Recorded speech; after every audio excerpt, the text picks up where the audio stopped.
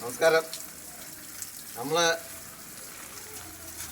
വിഷുവിന് വേണ്ടി നട്ട പച്ചക്കറിയിൽ എല്ലാം മുളച്ചിത്രമായിട്ടുണ്ട്.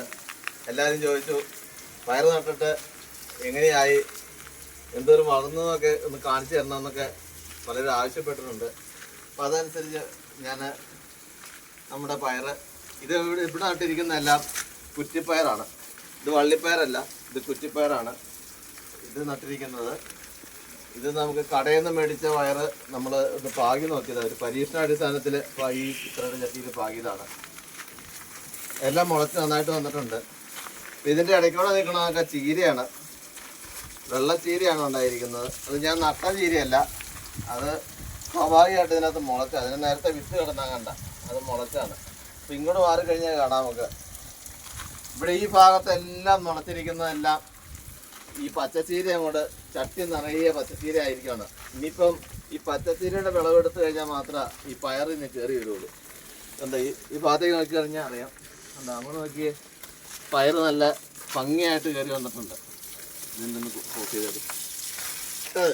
പക്ഷേ പയർ നട്ട് കഴിഞ്ഞപ്പം അതിനകത്ത് നിറയെ പച്ചച്ചീര മുളച്ചേക്കുവാണ്.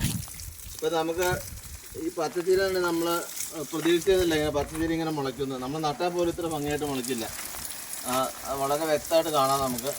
നാളെ ഇതിൻ്റെ വിളവെടുപ്പ് നടത്താം. ആ പരുവത്തിലാണ് നിൽക്കുന്നത്. ഇതെടുത്ത് ഇനിയിപ്പം ഈ ചീരയെല്ലാം പറിച്ച് മാറ്റിയാൽ മാത്രമേ പയർ നന്നായിട്ട് വരികയുള്ളൂ. അപ്പം നമുക്ക് ഈ വള്ളിപ്പയറിനൊന്നും ചെയ്യാനില്ല, വള്ളി അങ്ങോട്ട് വീശി കയറിക്കോളും.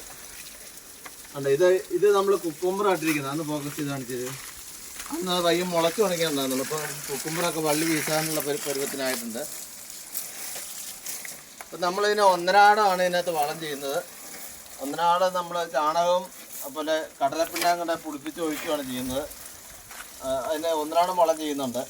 കൃത്യമായിട്ട് വളം ഇതുവരെയായിട്ട് കീടശല്യമൊന്നും ഉണ്ടായിട്ടില്ല. അപ്പോൾ ഈ കീടശല്യങ്ങളൊക്കെ ഉണ്ടാകുന്ന സമയം ആകുന്നുള്ളൂ. ഇനിയിപ്പോൾ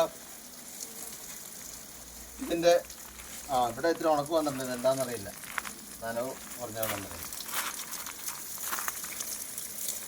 മൊത്തത്തിൽ കാണിച്ചു. അപ്പം നമ്മൾ 150 ചട്ടിയിലാണ് ഇപ്രാവശ്യം വിഷുവിന് വേണ്ടിയിട്ട് നമ്മൾ പച്ചക്കറി കൃഷി ചെയ്തിരുന്നത്. അപ്പോൾ എല്ലാവരും ചോദിച്ചതുപോലെ തന്നെ ഇതിൻ്റെ അവസ്ഥ എന്തായെന്നറിയാൻ എല്ലാവർക്കും താല്പര്യം ഉണ്ടായിരുന്നു. അതനുസരിച്ചാണ് നമ്മളിപ്പോൾ കാണിക്കുന്നത്. ഇവിടെ ചെറിയ വാട്ടം വന്നിട്ടുണ്ട്.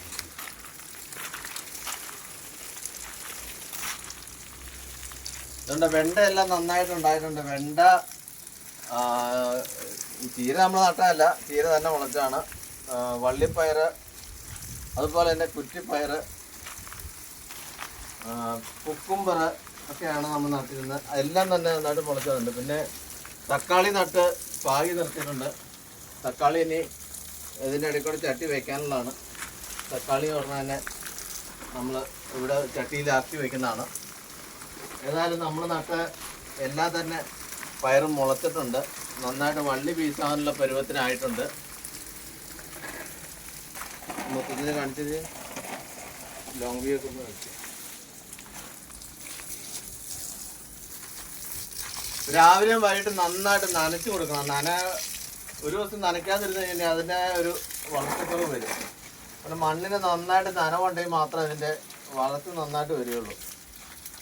പ്രത്യേകിച്ച് ചട്ടിയിൽ നിൽക്കണോണ്ട് നമുക്ക് കൃത്യമായിട്ട് നമ്മൾ കൃത്യമായിട്ട് ചെയ്തില്ലെങ്കിൽ പ്രശ്നമാണ്. നമുക്കിവിടെ വെള്ളം ആവശ്യത്തിനുണ്ട്. അപ്പം അതുകൊണ്ട് നനയ്ക്കുന്നതിനൊരു തടസ്സം ഉണ്ടായിട്ടില്ല ഇതുവരെയായിട്ടും. ഇപ്പോൾ ഇവിടെ അടുത്ത് തന്നെ കനാലും ഉണ്ട്. കനാലിൽ വെള്ളം വന്നു കഴിയുമ്പോൾ ഇഷ്ടം പോലെ വെള്ളം ഉണ്ടാവും. ഇപ്പോഴും വെള്ളത്തിന് നമുക്ക് ഒരു കുറവുണ്ടായിട്ടില്ല.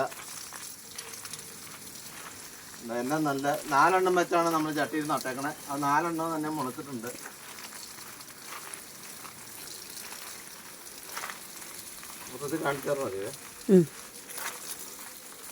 കൃഷിഭവന്റെ വിത്തുണ്ടോ? കൃഷിഭവന്റെ ആവോലി. ഇതിന് പ്രത്യേകം പറയാനുള്ള ആവോലി കൃഷിഭവനോടാണ് എനിക്ക് നന്ദി പറയാനുള്ളത്. കാരണം അവരാണ് ഇതിന് ആവശ്യമായിട്ടുള്ള എല്ലാ മാർഗനിർദ്ദേശം തരുകയും അതുപോലെ വളങ്ങൾ ഒക്കെ നമുക്ക് സബ്സിഡി നിരക്കി തരുകയും ചെയ്തിട്ടുണ്ട്. വേപ്പിൻ പിണ്ണാക്കും ഡോളമെറ്റും ഒക്കെ അവർ സബ്സിഡി നിരക്കി നമുക്ക് തന്നിട്ടുണ്ട്. അപ്പോൾ അവർക്കും അതുപോലെ ആവോലി പഞ്ചായത്തിനോട് നമ്മൾ നന്ദി പറയുന്നു. അപ്പോൾ ഇനി നമ്മുടെ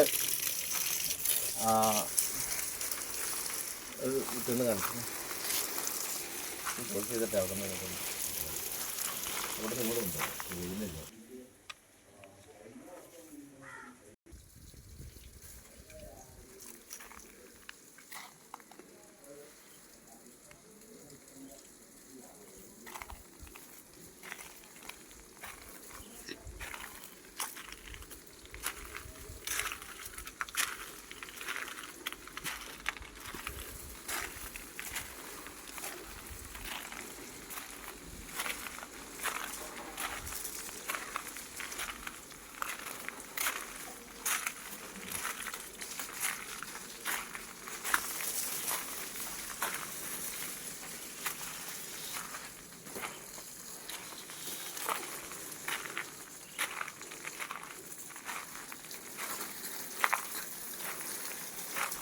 അപ്പം എല്ലാവർക്കും എൻ്റെ കൃഷി ഇഷ്ടപ്പെട്ടു എന്ന് കരുതുന്നു.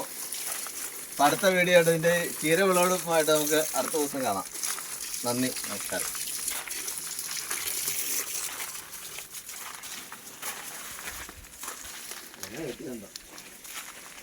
ശരിക്കായിട്ടാണ് കിട്ടുന്നത്.